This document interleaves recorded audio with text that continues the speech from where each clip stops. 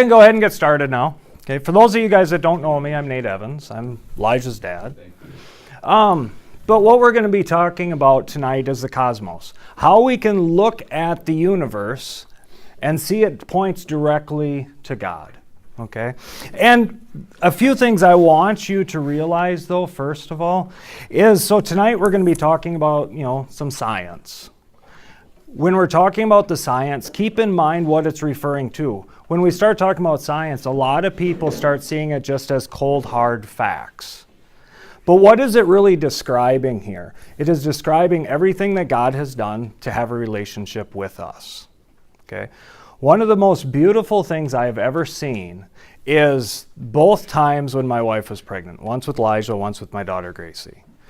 And if you guys have ever seen this, especially with the mother, trying to get everything set up, everything perfectly in place, trying to set the stage for when that baby comes home, you know what I mean about how it's a beautiful thing to watch. And that's what we actually have going on here. We have all of creation taking place. That way we can have the relationship with God. Okay? So like I said, when we start talking about a lot of the facts, keep in mind what it is that we are actually describing in the first place. Okay? And so that you know the power of science. A lot of you guys have heard me talk before, so you know how big of a fan of C.S. Lewis I am. Okay? But one of his books is Screwtape Letters. And if you're not familiar with Screwtape Letters, it's an imaginary tale, but what it is Lewis is telling the story about two demons talking in order to train the one demon to be able to get people to hell. So it goes through and it talks a lot about a lot of the temptation, a lot of the sins that we fall into, but it's looking at it from the other perspective. That's the goal, is to get us to fall into it. And it's written as letters. So there are 32, 33 letters that the uncle, Screwtape, is writing to the nephew. Okay? And at the end of the first letter, he is giving a warning on what to keep him away from, this human that his goal is to try and get him to hell. And he's advising to keep him away from science. Okay? And he says this: thanks to the process that we set in work in them many centuries ago, they find it all but impossible to believe in the unfamiliar while the familiar is before their eyes. We tend to cast out the glorious that we don't see all the time and simply pay attention to the more basic, the more normal. He says, keep pressing home the ordinariness of things. Above all, do not attempt to use science, the real sciences, as a defense against Christianity. They will positively encourage him to think about the realities that he cannot touch or see. There's an interesting fact that goes along with this. Atheism is about 3 times more likely inside a big city than it is in the country. And that's because when you put yourself in a big city, you are surrounding yourself, seeing everything that man has built, not so much what God has set into motion. And this is the power of the cosmos. If we're standing in here and I say, look at this, everything that is created here is because of God's creation. You'd look around, wow, right? You walk outside here into the hallway, your perspective got a lot bigger, didn't it? You walk out, you look at nature outside, you start seeing the trees, the plants, the insects, the animals. All of a sudden, the concept of God got a lot bigger. But once you start looking out at the cosmos, as we will tonight, you start getting a glimpse of the majesty of God. Okay? And he says this in the end. He said, if he must dabble in science, keep him on economics and sociology. Do not let him get away from the invaluable real life that we have put around him. The best thing to do is let him read no science at all, but give him a grand general idea that he knows it all and that everything that happens has to been picked up by casual talk and reading. So back to that same thing where there is nothing outside of what we can understand is the claim here. It's trying to say keep him in that. Keep him so that he's not looking at the glorious outside. Okay? Like I said, don't lose the beauty. Okay, a lot of people, just look at a painting, for example. A lot of people like the beauty that they see with the painting itself. But if you back up and watch the process, they say it loses that beauty for them. But here you have to look at the reason for the painting in a sense. And like I said, it all resorts back to having a relationship with God. So where does it all begin? Well, when we look in Scripture, it begins at Genesis 1:1, right? In the beginning, God created the heavens and the earth. Now, just so you know, when we look at those terms, when we look at heaven and earth, when it is used together like that, Shemayin and Eretz in Hebrew, that refers to all creation. So we're not just talking about what we see above and then the earth alone. We're actually talking about all of creation. And when it says created, the term that it uses here is bara, which means a divine creation. So Genesis 1:1, there's no doubting that it is referring to God created everything. Okay? But what happens when you're opposed with the argument that the universe has always been here? See, this is what most people thought for long time, is that the universe had always been here. Does that work if we truly look at it? Now, some of you guys have sat in on this a little bit before with me, so the first little bit will be review, and then we'll get into new stuff. But when we're talking about being inside a realm with time, can the universe be infinite to begin with? And it can't. And think of it this way. What is a fraction of infinite? It's still infinite, right? So if that wall there is today, and this wall here is tomorrow, and we have an infinite amount of space between, can we ever get from one end to the other? We can't, can we? Because there's an infinite amount of time in between. And that's what we're stuck with. If you try and claim that the universe is infinite, we never could have gotten to today in the first place.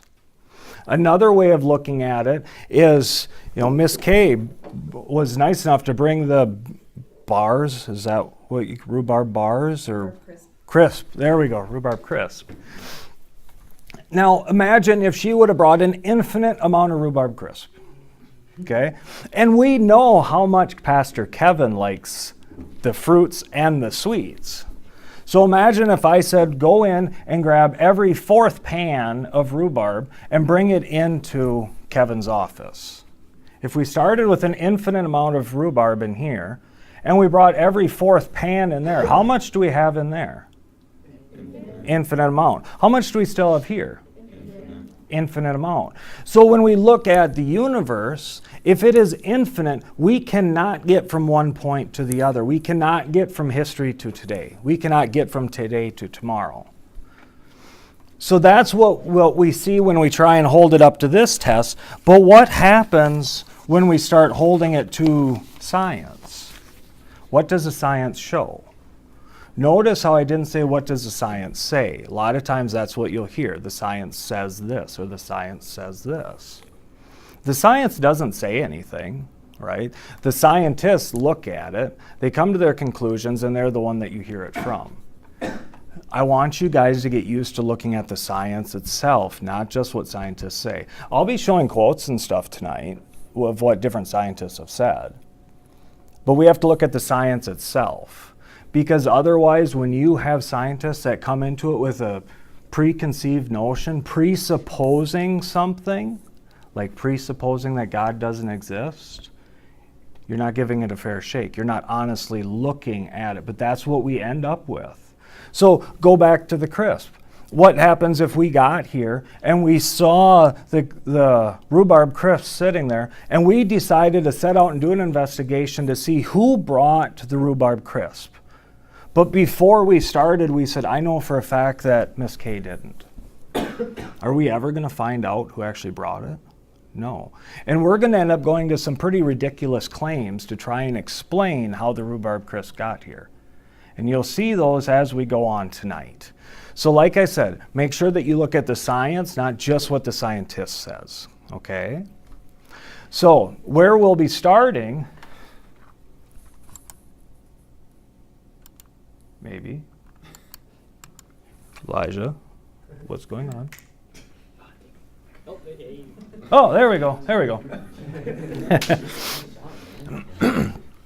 I put this one up here just because I want you to get a glimpse of how important it is, even just looking at Scripture, for us to look to the heavens. Okay? Lift your eyes on high, and behold who hath created these things. He brighteneth out the hosts by number. He calleth them all by their names and the greatness of his might. For that he is strong in power, and no one has failed. Lift up your eyes, look to the heavens. Right? That's what we see. What is going on? There we go. What we're going to start with, though, is called the Kalam cosmological argument. It sounds like a big term. It really isn't. It's what we know all intuitively already. It's simply saying whatever begins to exist has a cause. We'll show tonight that the universe does have a cause, therefore, or that it began to exist, therefore it does have a cause. Okay? This is the basis of everything that we know, and it's also the basis of science, number one. Right? What is science? On its most basic level, science is simply you have an effect and you're looking for a cause. Right? So when we look at this, though, what happens if we try and look at a universe that does not abide by these rules? It'd be a pretty scary place. Imagine things popping in and out of existence on their own. Imagine driving down the road 60 miles an hour and a tree pops up in the middle of the road in front of you. Or you go and get into bed tonight and a tiger all of a sudden appears in your bedroom. See, if we're not willing to hold to this, that we know is the foundation of everything, when it comes to the universe, we have to be able to say the same thing when it comes to the rest of life around us. So when we get to the end, I'll show you some where they're not holding to this claim. Or this fact, I should say. Their claim isn't holding to this fact. So, what question do you suppose an unbeliever is going to pose when you show this? How do we know it was God that caused it? Okay. How can you believe in a God you can't see? Okay. I'm going a little bit more like this. This is a question that normally comes up. So you're saying whatever began to exist has a cause. What caused God? When you show this, that's what's going to come up almost all the time. What caused God? Right? It's a fair question, but you see what we're talking about doesn't adhere to this anyways, because we're not talking about something that began to exist. We're talking about something that has always been. No matter what, when we go back, we have to get to a first cause. What caused everything in the first place? Okay, you can look at Elijah and, well, what was the what helped cause him? Well, it was Danita and I. And we can keep going back and back and back, me, my parents, Danita's parents, all that. We can keep going back, but we have to get to a first cause. And the universe is no different. What we're saying, though, is that first cause was not created. So it doesn't fall into this category to begin with. But look at this, too. So we're talking about the beginning of space, time, and matter. Whatever created space, time, and matter cannot be made of space, time, and matter, right? Otherwise, it's creating itself. Do we know anything that creates itself? Of course not. So when we're talking about the universe, we know that it's the beginning of space, time, and matter, then its creator has got to be spaceless, timeless, and immaterial. And by looking at everything, we can also gather that the creator also has to be powerful. To create the universe and everything in it takes power. A little bit this time, and definitely next time, you will see the intelligence that comes behind it, how everything is on a razor's edge. Everything has to fit together perfectly or everything ceases to exist. But those of you that were here last time, remember I had also said that we can show it as a personal God. Now, the reason why I say it's a personal God is because this has to be a decision to create. This isn't simply something that we're talking about that could be an accident. right? It's not like God is walking around and he tips over a bucket full of universe that falls out. When we start seeing how fine-tuned everything is, we see that it has to be a decision that was made. So we are left with a spaceless, timeless, immaterial, personal, powerful, intelligent creator. That's what we call God. I gotta grab a drink really quick, sorry.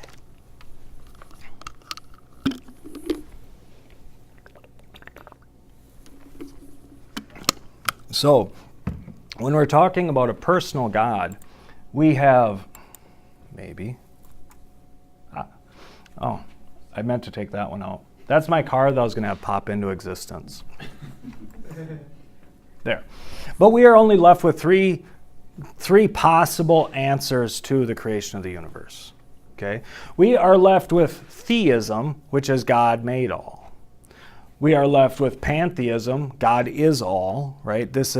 You'll see this a lot in your Buddhism and stuff like that, where God is the creation itself. Or atheism, no God at all.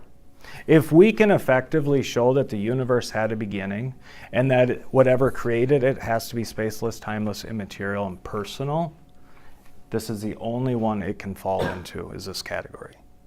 So if we can effectively show this, we are left with only three choices inside this category too. We are left with Christianity, Judaism, and Islam. Those are the only three that say that there is a personal creator, a personal God. Okay? So how do we show this though? How do we show that the universe had a beginning? Like I said, we'll be looking at the science, but where we're going to start is with what's the second law of thermodynamics. Once again, it's something that's actually really simple. All it is saying is that the universe has a confined amount of energy, and that amount of energy is decreasing. That's the basis of this, right? We can show this with my little flashlight, okay? My little flashlight has a confined amount of energy. When I turn it on and I leave it on, what happens? My amount of usable energy decreases, right? And if we were to come back tomorrow, my flashlight would be pretty dim, if not dead. I'm sure it would be dim because I have Energizer batteries. If I had Duracell, it'd be dead. But, so you can see that already, that with a confined amount of energy, our universe cannot be eternal. Because if our energy level is decreasing, can it go on forever? And could it have always been here? No, because we would have ran out by now. Another way that we can see this is with something like this, a little toy truck, right? And if I were to, without wrecking my papers, if I were to back it up and leave go, it takes off, right? Now what happens if while we're in here, all of a sudden the little truck comes rolling into the room? What would we know? Since we can look at this and see how it works, that it has a confined amount of energy in it, and as it goes, this energy decreases. In order to get it going, it had to be wound up. If it comes rolling into the room, we know somebody is on the other side of that wound it up, right? Yeah, I just saw something too, like an analogy a lot like that, where if we would go to a beach and we would see something written in the sand, such as, even if it said read this, right away we would be drawn to the conclusion that someone wrote that. Yep. An intelligent person wrote that, and it wasn't a random event. Yep. And on the next one, we'll be getting more into that side of it, because that shows the design, right? And we know that design only comes from a designer, okay? And that falls into this category too, okay? But like I said, when we look at it, just from seeing the effect of it, we can automatically know what our only possible choice of a cause is. With this little truck, we know that the cause had to be something winding it up. So when we look at the universe, if we see that the universe had a beginning and it is decreasing in energy, something had to have wound it up. Big scientific term, the winder-upper, right? We're talking about God. So the thing that goes along with the second law of thermodynamics. Oh, I forgot about this. Albert Einstein talking about this, he said, energy cannot be created or destroyed. It can only change from one form to another. Okay? But what goes along with this is called entropy. This is simply saying that nature brings disorder. Okay? And when you go out into nature, do you expect, if you leave something there and come back to it, do you expect it to be in better shape or worse shape than when you left it? You expect it to be in worse shape, right? We know that everything that is involved in nature slowly disintegrates, slowly wears down, slowly wears out. I am in a lot worse shape now than I was at your guys' age because you start wearing out. We see it with rocks. We see it with Chevys. Not so much with Fords, but we see it with Chevys. Boy, that's a lie. No, it's not. Chevy's way better. Chevy. And we waited for you? We put all those chairs. Come on. Shut up. It's a lie. But so we see that the universe is wearing out. We see that the universe is decreasing in its energy. Can a universe that is eternal have those effects going on? And it can't. It just simply can't. Now is when we start getting into a little bit more of the fun stuff, though. This is stuff that those of you that have been in this before, we haven't gotten into before. Okay? The next thing is that the universe is expanding. Okay? A lot of us tend to think, well, what the heck do you mean the universe is expanding? God created it, put everything in it, and now it's running, right? Well, the thing is that's not even what Scripture says. Go back. What is going on? There. Okay, so Isaiah 44:24, I am the Lord, the maker of all things, who stretches out the heavens. Is this past tense? Does this say he stretched out the heavens? No, stretch is. It's still going. So we see it in Scripture, but we also see it in science, right? And I was going to grab a balloon and bring it with, because that's a nice way to show that the universe is expanding. You put a few dots on a balloon and you blow it up. What happens to those dots? They slowly go further and further and further apart, right? What happens when you leave the air out? They come back together. So if the universe is expanding, what do we know? We know that as we look through the cosmos, we are actually looking back in time, right? So we know that if the universe is expanding, that if we put that on rewind, we would see it coming to a single point. And when we look at it and we know that the universe came into existence, if we could look back and see the exact moment that it happened, we would see nothing and then we would see something. We can see within a couple seconds from when we look through space, we can actually see within a couple seconds from the beginning of time. Okay? But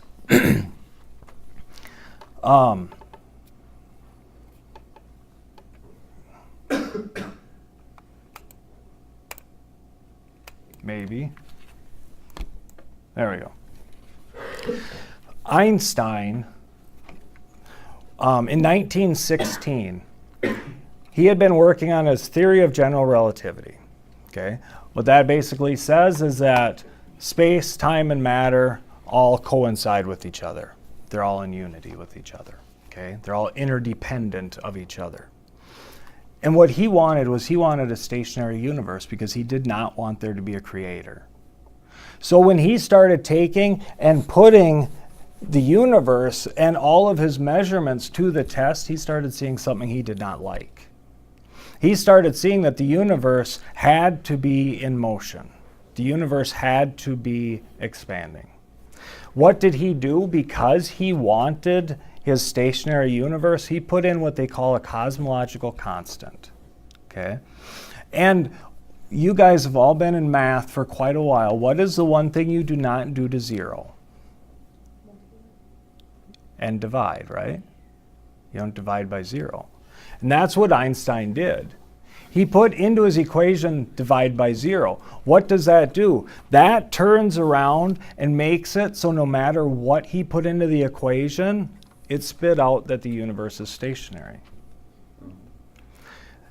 Now, this is one reason why I say make sure that we look at the science itself, not just the scientist. Because this is Einstein, somebody who loved science. But he loved the idea of a godless world more.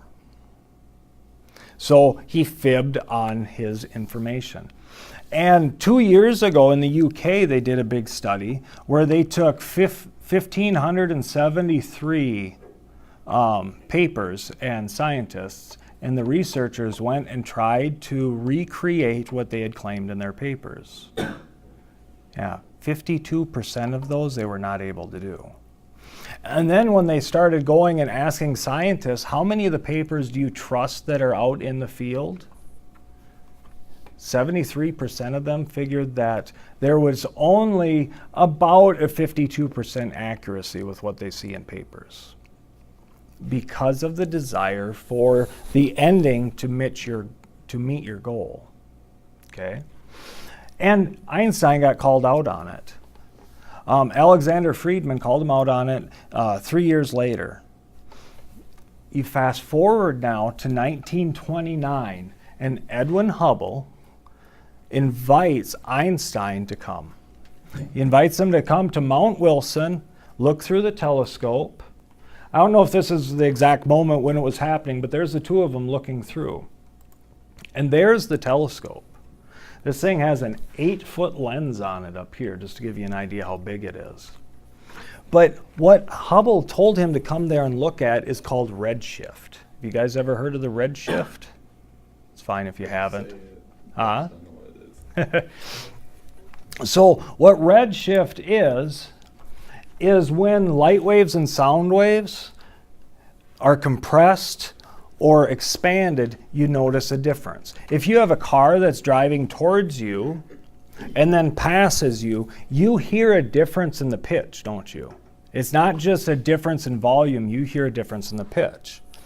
Well, with light rays, it's exactly the same thing. If something is coming towards you, those are going to be compressed. If it is going away from you, they're going to be allowed to expand out. Similar to what we see here. The picture is cut off, that's the best I could get. But when the boat is coming through the water, you see everything compressed here. You see it allowed to expand out in the back, right?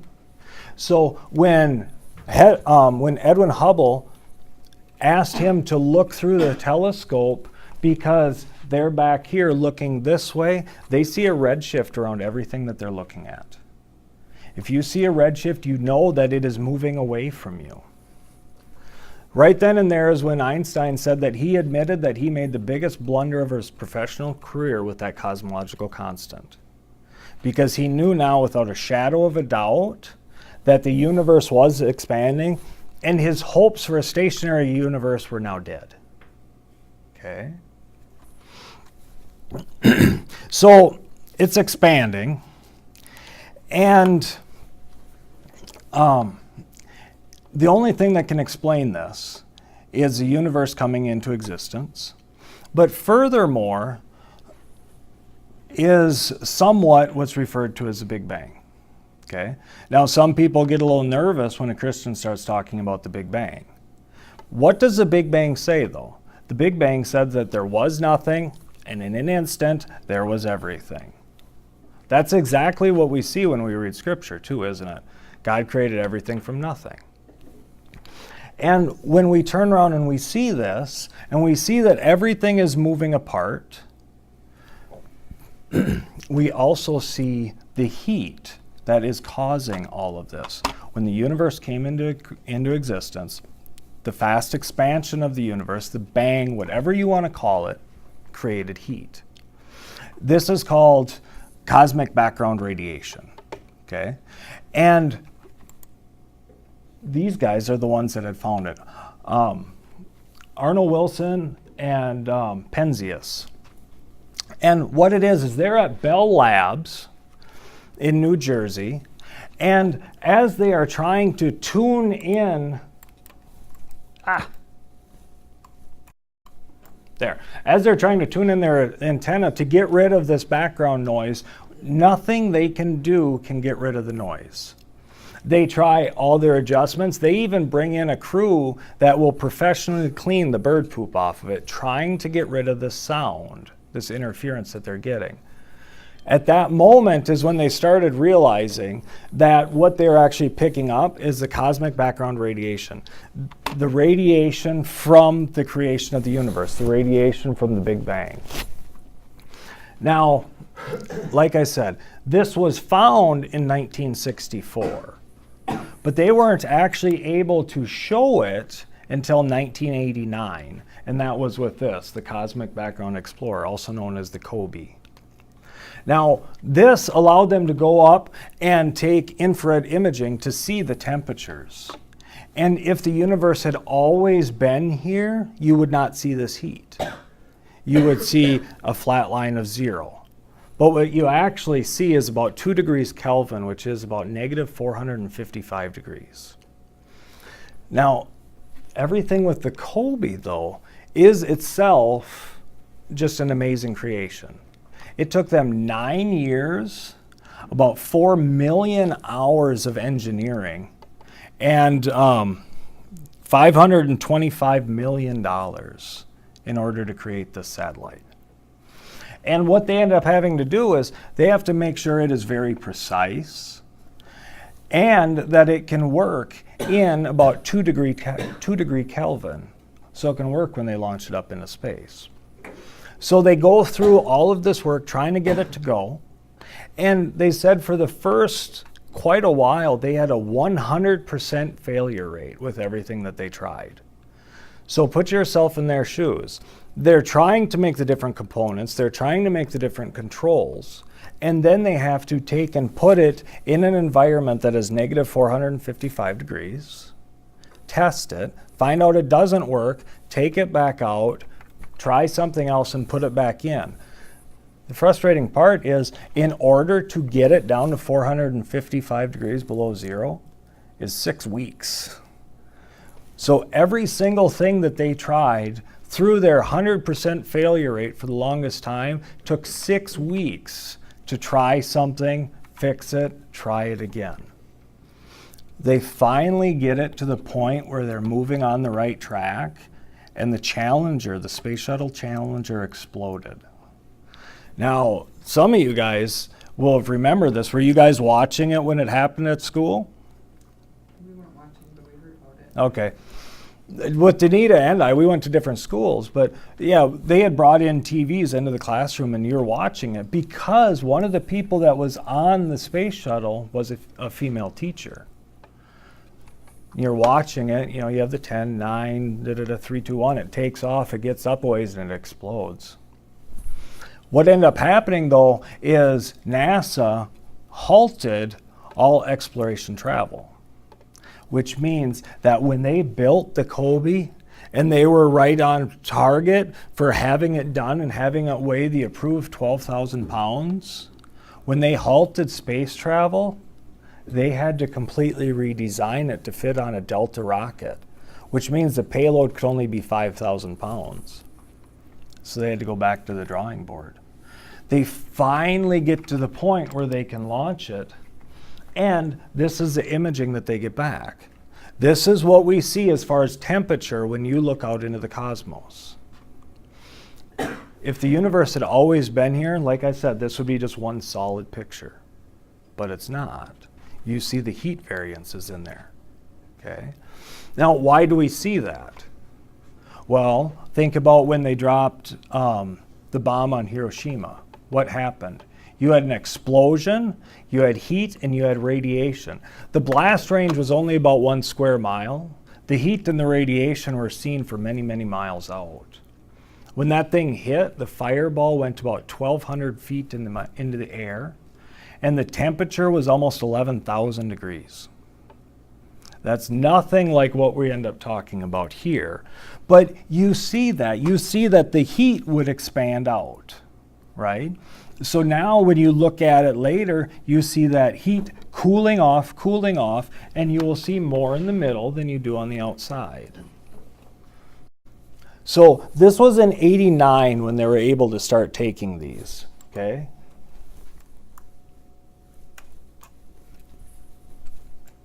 Do we need new batteries? There we go. You fast forward a little bit, and in 2001, they send up the W map. Come on. Elijah, can you hit the button? Thank you. You get a better image of it, more pixels. Next one, bud. Here we go. Now this is the plank. This is in 2009. Next one. Now you see more imaging. This is taken at different frequencies with the Planck, but they are all showing the same exact thing. They are all showing the temperature variance as we look out into the cosmos, which can only be explained if the universe came into existence in the first place. Okay? So, like I said, we ended up being able to prove that in 1989. Once all of this started coming out, though, this really ended any hopes for a stationary universe. To the point that, there we go. Here's a couple quotes from some of the scientists at the times. The discovery of the background radiation, together with the observed abundance of helium, was a mortal blow to the theory of stationary universe. This meant that the universe had a beginning. He is saying there is just no other explanation for this. This is just the way it is. Okay? This is the one I like, though. George Wills.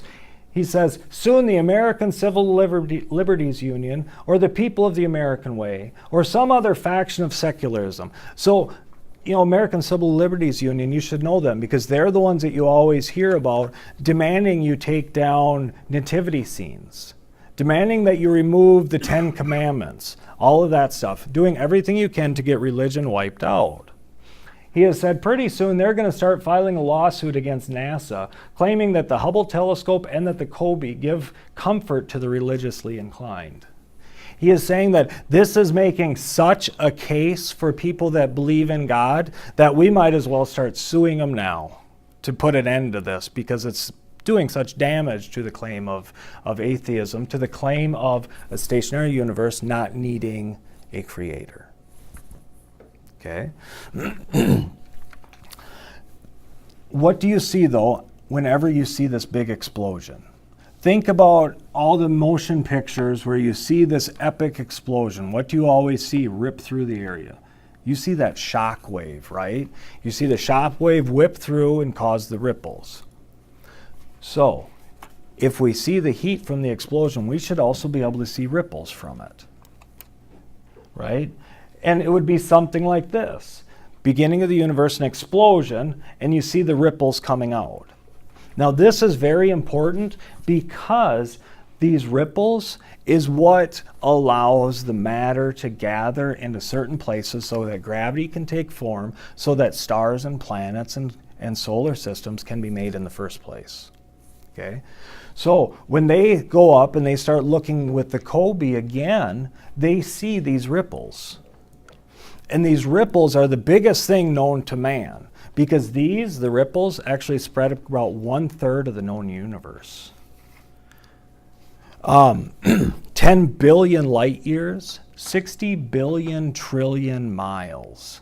That'll be 60 with 21 zeros behind it. That's how many miles we're talking, how big the ripples are that we see in space. Okay?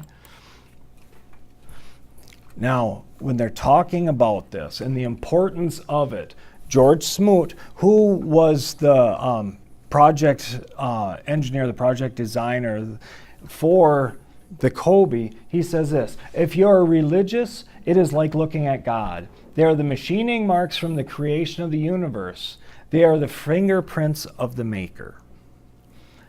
Stephen Hawking, who, devout atheist, says that this is the most important discovery of the century, if not all time. And it's because not only do we see these ripples, but we see precision in the ripples. They say that the ripples are perfectly precise, down to about 1 part in 100,000. That's hard to even grasp that precision. But that's what we see. And the thing is with those ripples, if they were any further apart, what would happen is there would not be enough contained in that area for gravity to take hold. And we wouldn't have the stars. We wouldn't have the planets. we would have nothing but a void. If they were any closer together, they wouldn't be allowed to form, and the universe actually would collapse back on itself. Okay? Stephen Hawking gave this, he sat down and figured out the odds. He said about 1 in 10 to the 55 is how precise that is. 1 in 10 with 55 zeros behind it. That's something we can't even grasp. But that's the precision just from looking at the ripples. On the next one, we'll start really looking at the precision that we see everywhere around us. But like I said, you could see this in the Kobe. There. And here is what we actually see. We see these ripples where it's perfection of a ripple traveling across the known galaxy, across the 1/3 of the universe. Can you hit it again? Thank you. The last picture was taken with this, though. Okay, this is the Bicep 2. This is in Antarctica. And the reason why it's there is less pollution above it. Okay. They also know that because of the temperatures, you can actually see through the atmosphere more clear. And there is no lights like we have in other areas, right? The other huge telescope that we end up seeing is the Keck Observatory. And that is actually in Hawaii, on one of the Hawaiian islands on top of a mountain for the same reasons, to get away from the light, to get away from the pollution, okay? But they're out there and they're looking up. And with this, though, this is a radio imaging. So what we actually see is the inverse. We don't see the ripples the same because we're actually basically seeing the imprint that the ripples left, okay? Now, another way that you know that you have to make sure what you're looking at and what you're listening to is what the scientists had said when they're talking about this. So they see the imprints of the ripples, okay? And we're talking about some pretty, high up scientists because we're talking about ones from NASA, we're talking about ones from Stanford, Harvard, and the University of Minnesota, okay? And they said after seeing, there you can see it at night, but after seeing the ripples, before the beginning of the universe and space, the universe was a hot, dense place that rapidly expanded after the Big Bang. That was the statement that they released. Do you see a problem with this? Before the beginning of the universe was a hot, dense place. Does that one make much sense? Before it ever existed, it was hot and dense. Doesn't make a lot of sense, does it? Why are they saying that? Because they have no other explanation for it. Okay, they have never recanted this statement, even so it's been called out many times. Now, the one thing that helps pull all of this together, though, is what we talked about in the very beginning, which is Einstein's theory of relativity. Okay? Like I said, it shows that space, time, and matter are all entwined. So when we go through and we see the beginning of matter and we see the beginning of space, we know that time is linked in with it because they cannot be separated. You cannot have one without the other. So when we turn around and we show that the beginning of space and matter we have proof for, we also have proof for time. So we're back to that same exact thing. So whatever created it has to be outside of space, matter, and time. And we have the same next three categories too, right? It has to be personal, powerful, and intelligent. You are only left with two choices in the end. You are either left with something created everything or nothing created everything. There is no other choice here, is there? And especially when we look at next time, all the precision that went into it, it'll wipe any idea out of your mind about it happening by chance. I have a couple quotes that round this part out. If I can get to it. There we go. This is Robert Jastrow. Some things that you have to know about Robert Jastrow, though, is Robert Jastrow is not a believer. He's an agnostic. He's saying, I don't know if anything's out there. I don't know. But after seeing everything, when he took his chair where Edwin Hubble used to hold his chair at, he said this. He said, now we see how astronomical evidence leads to a biblical view of the origin of the world. The details differ, but the essential elements in the astronomical and biblical account of Genesis are the same. He is saying, when I sit there and I spend all my time looking through the telescope, I don't know if I believe in God, but I do know that what I see matches what the Bible says over and over again.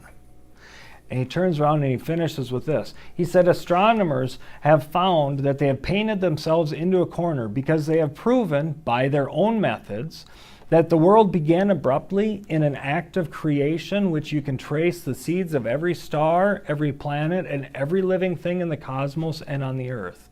And they have found that this happened as a product of forces that they cannot hope to discover. Now listen to this part. That there are what I or anyone would call supernatural forces at work is now, I think, a scientifically proven fact. This is coming from somebody that doesn't believe in God. He is saying, but I don't know what else could be the explanation for any of this.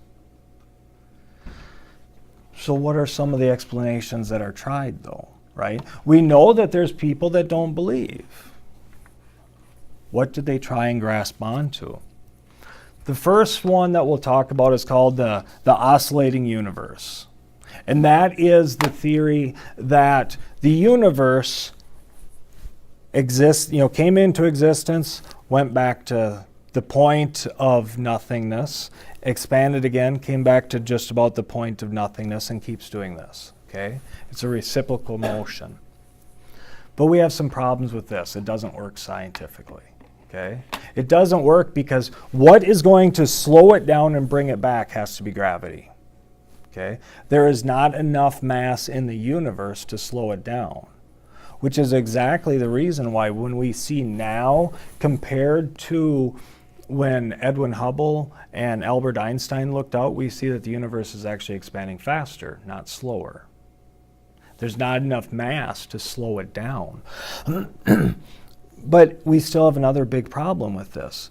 Because remember, we talked about the second law of thermodynamics and entropy, that the usable amount of energy is decreasing and that things are wearing out. Does this reciprocal motion somehow recharge all the energy? It can't. Does it bring things back to new when we're talking about matter? No, it can't. What about the multiverse? Have you guys heard about the multiverse very much? Anybody else? I see a couple heads shaking. So the multiverse is a claim that outside of our universe is what they call a multiverse generator. And what this generator does, it is popping out universes like crazy. That's the claim. Here's a couple things though. Number one, if we're looking at this trying to get away from a creator, and we know that if we see a design, there must be a designer. And when we see a very intricate design, you cannot ignore it. Whatever created the universe and is creating the next universe and the next universe, wouldn't that object that is creating these universes have to be very fine-tuned itself? We're saying that if they're trying to say something out there is creating universes, and you got to see the reason for this claim is because they say if there is all these infinite universes, we have to expect to see one universe that matches ours. That's the reason for this claim. They're trying to get away from the design of the universe by claiming this. But whatever created the universe would have to be even more highly designed and highly fine-tuned than what we see here. Interestingly, Stephen Hawking, he's one of the big supporters of this. He was asked, how many universes do you think there are out there? So, keep in mind, this is something outside of our universe that we cannot know. But he still gives an answer saying that he thinks that there's 1 in 10 to the 500. We're talking about a lot of universes with no possible way of having any idea if it's true. It can't be tested. It can't be supported. This is why John Lennox turned around and said, I don't remember the exact words, but basically, nonsense remains nonsense even when it comes from very intelligent people.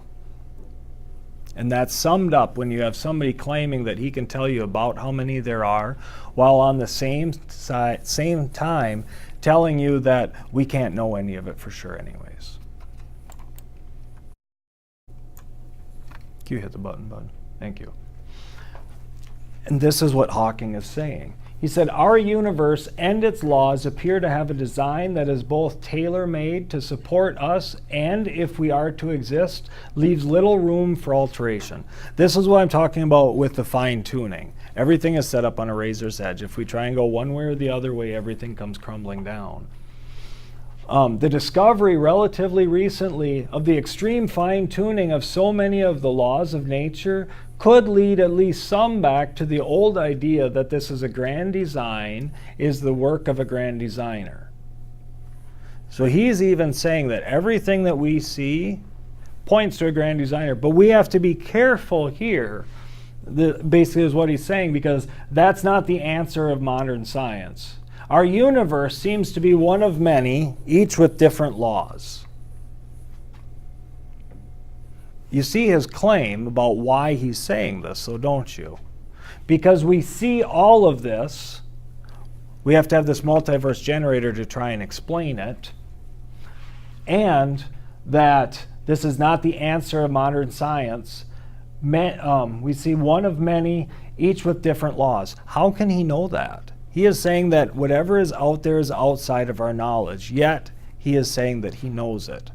Remember when we talked about this last time and I said to keep that in mind, that you cannot have two opposing things both be true at the same time? He is saying we cannot know it, but we know that there's other ones out there and we know that there's different laws. Can you hit the button for me, bud? Paul Davies, another non-believer. He turns around and he says this about the multiverse. He says the general multiverse exclamation is simply naive design dressed up as in scientific language. So the naive deism, I said design by mistake. This is back to the claim where the creation is the God itself, okay? Both appear to be infinite, unknown, and invisible, an unknowable system, and both require an infinite amount of information to be discarded just to explain the infinite universe that we observe. See, what Paul Davies is saying is that if Hawking is going to try and claim this, we have to be able to take everything that we know to be and throw it out in order to try and hold to his claim. Everything that we see would have to be thrown out, time and time and time again. But yet he holds to it that we can't know it, but then tries to show what it says. That's the problem that we see. The last one is another one of Stephen Hawking's. And yeah, it's done, buddy. That's it. The other one that Stephen Hawking says, though, is because gravity exists, the universe can and will create itself. Okay, that's the way Hawking says it. Do you guys see a problem with that, though? How did gravity come into existence? Can you say that again? So he says that since we have the law of gravity, the universe can and will create itself.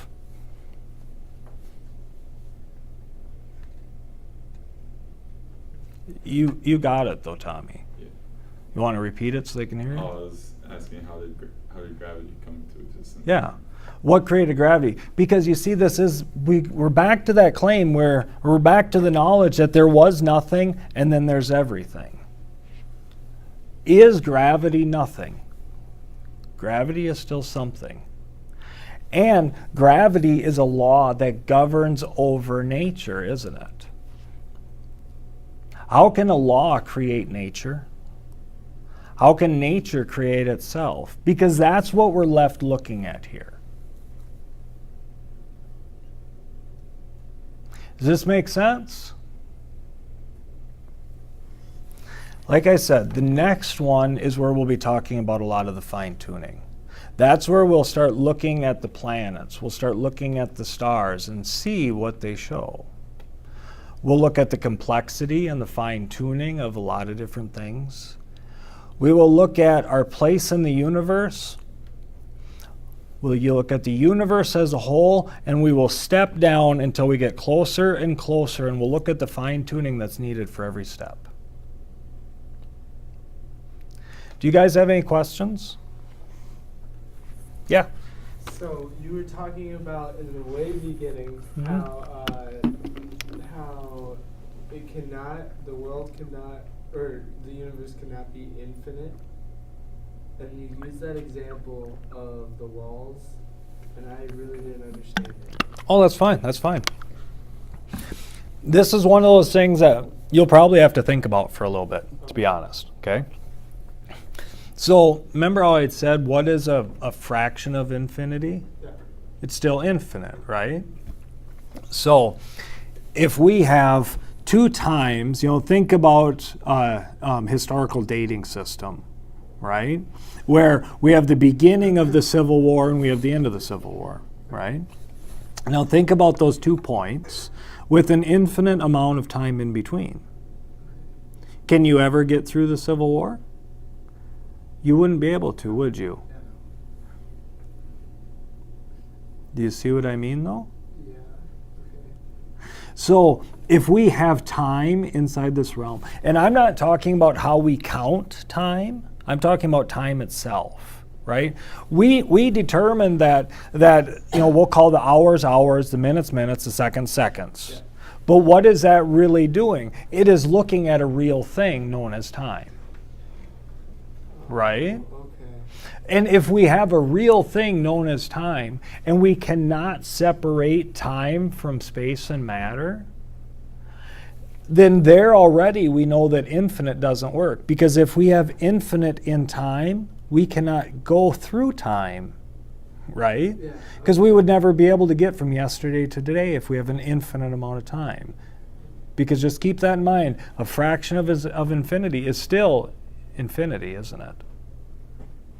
Does that help? Yeah, I think so. Is it kind of taking away the is that kind of taking away is that just discarding that time as a thing? No, it's showing that because we have time in the first place, because time exists, and because we know that time and space and matter are all linked together, that we would never be able to get to this point now. Look at it this way. Let's look at it just from a biblical point of view, right? So Abraham, when he was here, right? He's out there walking in the desert.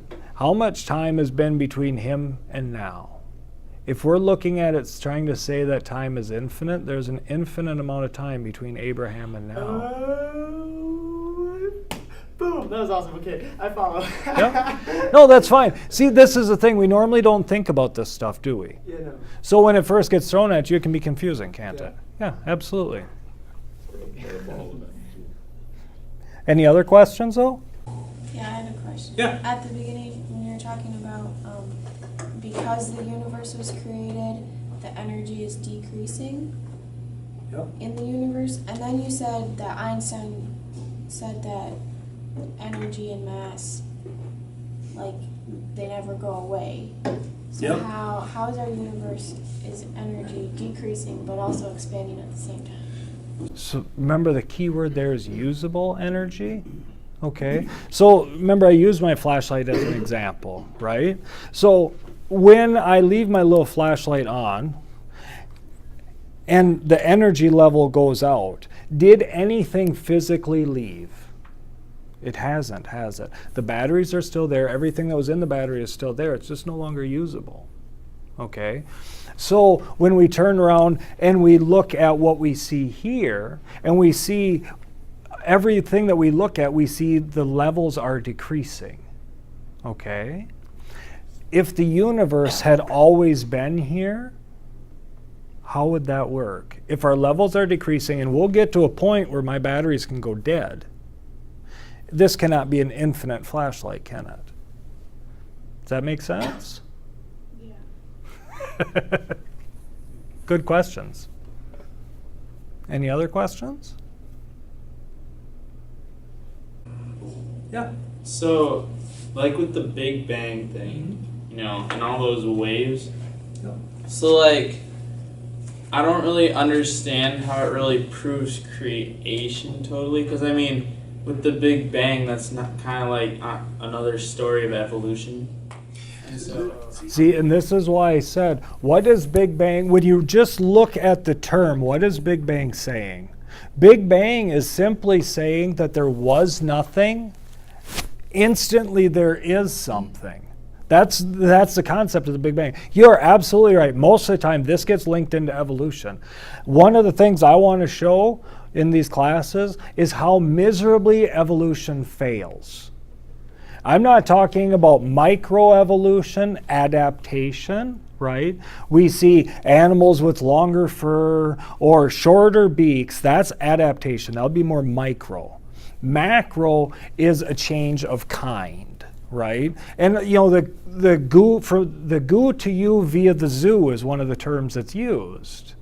That we come from smaller, you know, less complex creatures. But when we're looking at this, taking that thought out that you can link evolution into it, the concept itself is just saying that there was nothing, and then boom, there's everything. Okay?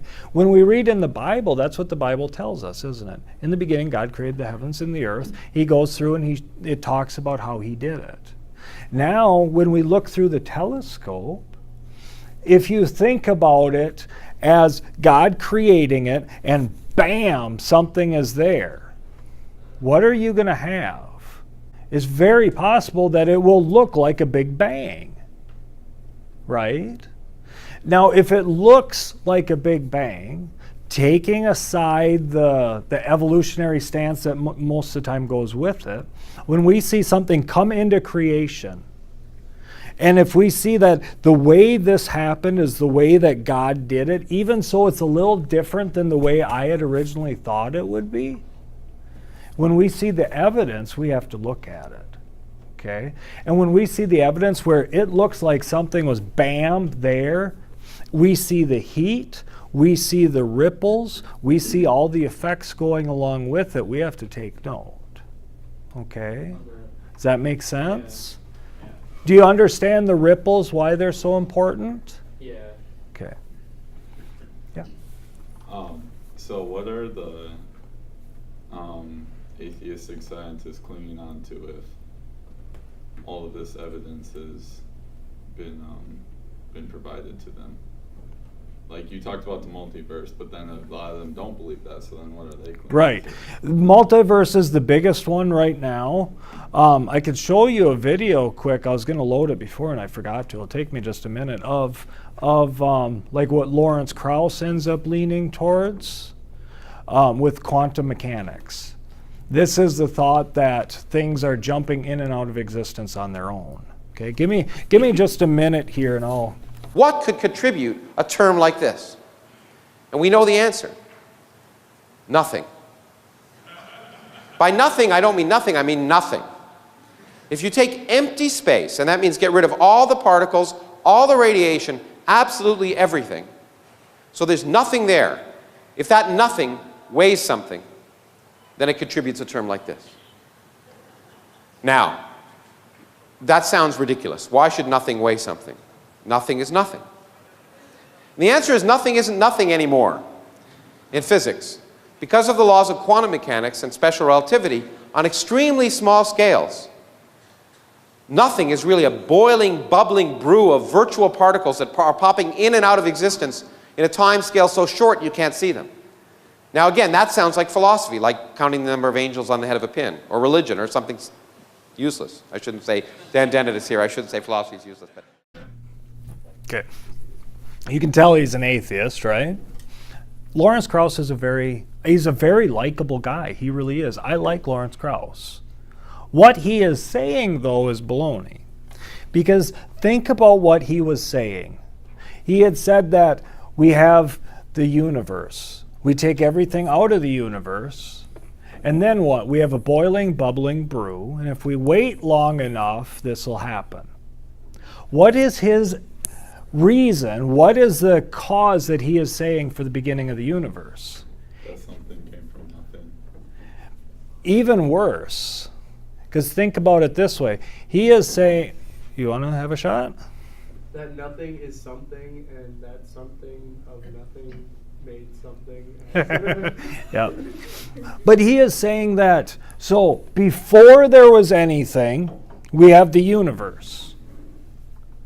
So before the universe was. Okay? And then you have this boiling, bubbling brew. So now we have the universe and we have matter. And if you wait long enough, this will happen. Well, now we have time. He's saying how we get space, matter, and time is because it was already there, and we just didn't know it. But we know that the space, time, and matter had a beginning. But listen again. I'm going to back it up. Keep that in mind. Listen to what he says about the beginning of space, time, and matter. Now, that sounds ridiculous. Why should nothing weigh something? Nothing is nothing. And the answer is nothing isn't nothing anymore in physics because of the laws of quantum mechanics and special relativity on extremely small scales. Nothing is really a boiling, bubbling brew of virtual particles that are popping in and out of existence in a time scale so short you can't see them. Now again, that sounds like philosophy, like counting the number of angels on the head of a pin, or religion, or something useless. I shouldn't say, Dan Dennett is here, I shouldn't say philosophy is useless. But. Did you hear it now, though? He is saying that the universe was already there. He was saying that we have all of this, the matter, and if we wait long enough. See the problem? He is a very likable guy. He is a very intelligent guy. But I don't think he actually believes what he's saying. I think he's too smart for that. Okay? What he is trying to say, when you really get down to it, is he is trying to say that we have stuff that's so small that it must be popping in and out of existence because we can't see it. There is a difference between not being able to see it, not being able to follow it, and it coming into existence on its own. Remember how I had said in the beginning, when we had looked at the Kalam cosmological argument, and I had said this is the basis of everything that we know. Whatever begins to exist has a cause, right? What is he doing? He is eliminating science. How can you eliminate science on one hand and then try to use science on the other to make a point? This is why I was saying that we go to extremes when we take and presuppose certain things.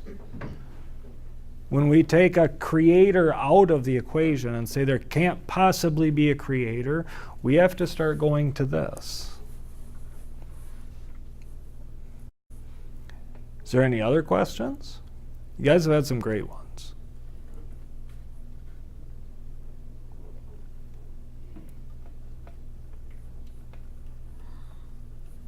Okay. Well, I think I'll pray then. Okay. Lord, I thank you for tonight. I thank you for, these guys coming and listening and just wanting to get to know if you're there better, get to know you better, come closer to you. I just ask that you continue to open hearts and open minds, Lord, that we would look at what is truly there instead of what we desire for there to be. That if we actually follow the evidence, we know that it will lead to you, Lord. And as these guys go out walking throughout the rest of the week, I just pray that you're with them. Let them feel your comfort, feel your guidance as they go, Lord. In your name we pray. Amen. Amen. Hallelujah.